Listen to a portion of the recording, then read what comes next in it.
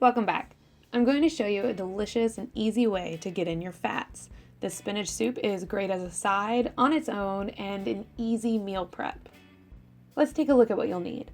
Pause here to get all of the ingredients. Also, if you make your own bone broth, you can use that instead of the chicken broth, but the nutritional information will vary. So first you want to melt the butter.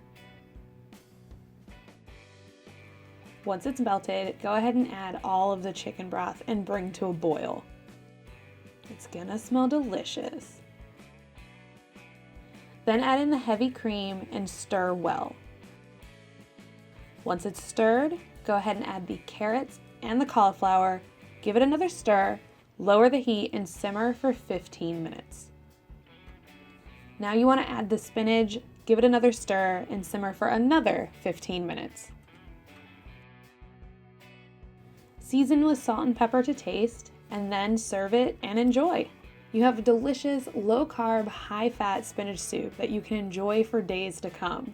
If there's a recipe you'd like to see made with fewer carbs, then please comment below, and you can also follow me on Instagram for some more low-carb inspiration.